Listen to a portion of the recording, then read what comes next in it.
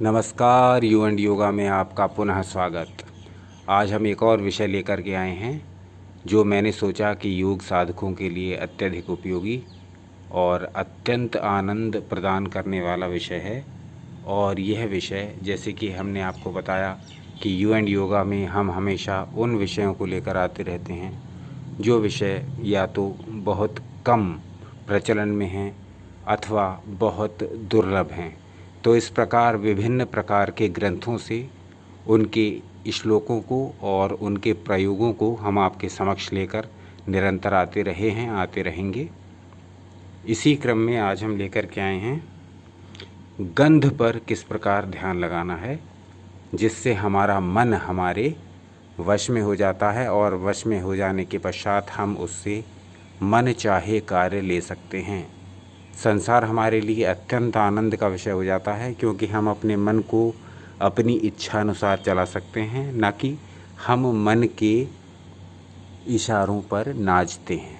ठीक, मन के संकेतों पर नाचने की अपेक्षा मन इतना अधिक हमारे वश में हो जाता है, हमारी आत्मा के वश में हो जाता है कि हम अपने मन को इच्छानुसार जहाँ चाहें लगा सकते हैं। ये स्ववशीकरण हो जाता है, अपने मन को अपने इच्छा से चलाना। ये होता कैसे संभव है, इसके लिए हम आपको एक बहुत दुर्लभ प्रयोग बता रहे हैं जिसको आपको करके देखना है और अपने अनुभवों को हमारे साथ शेयर भी करना है।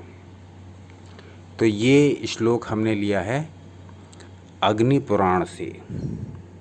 अग्नि पुराण से ये श्लोक लिया है तो प्रस्तुत है। फिर हम इसका भावार्थ खोलेंगे और देखेंगे कि इसको किस प्रकार से व्यवहार में लिया जाना है।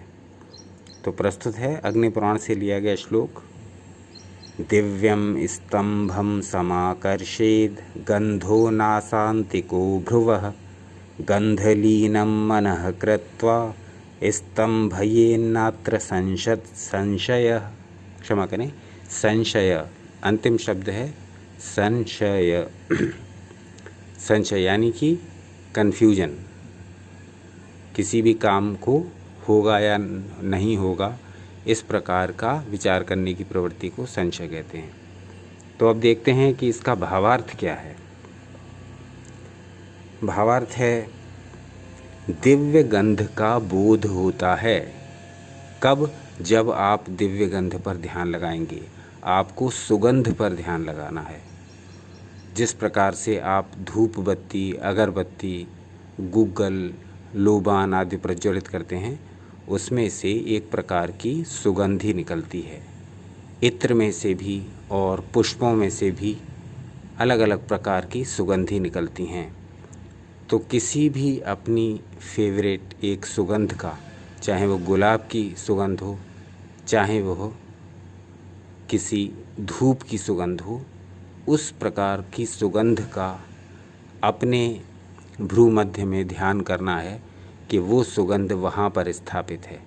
तो ये कैसे करना है इसको अब हम देखते हैं आगे चल के इसका वर्णन। इस दिव्य गंध का स्थान भ्रू मध्य से नासाग्र पर्यंत है। तो ये दिव्य गंध कहाँ निवास करती है शरीर में?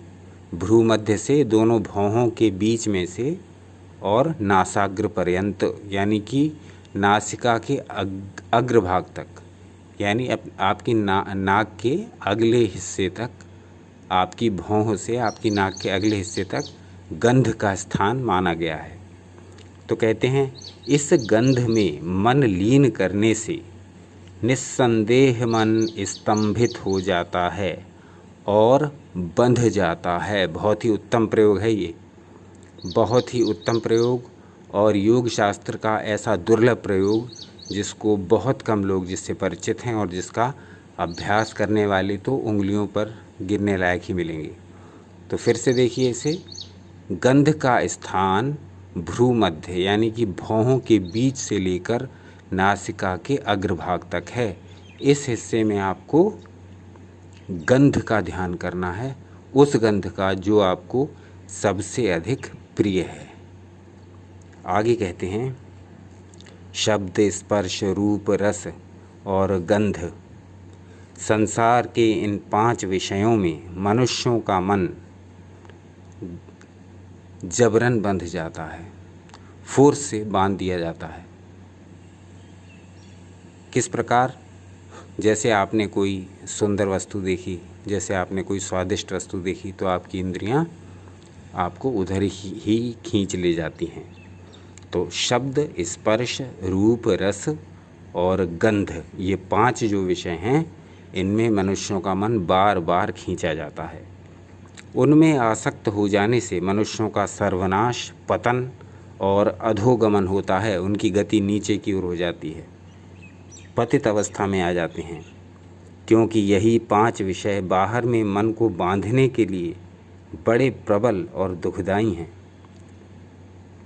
यह बात सभी शास्त्र कहते हैं, परंतु यही 5 विषय योग साधना करके अंतर में अनुभव करने से या भोगने से अथवा उसमें आसक्ति करके मन को बांधने से पतन तो क्या, उल्टा ऊर्ध्वगमन करा देते हैं। यानी फिर ये जब एक सामान्य संसारी व्यक्ति इन भोगों में पड़ता है, इन भोगों का चिंतन करता है, तब उसकी अधोगति हो जाती है। परंतु योग साधक यदि इन विषयों का चिंतन करता है साधना के रूप में, तब यह उसकी उन्नति का कारण बन जाते हैं। उल्टे विपरीत अवस्था हो जाती है, यह उसकी उन्नति का कारण बन जाते हैं और उसको ऊर्ध्व लोकों की ओर ले जाते हैं।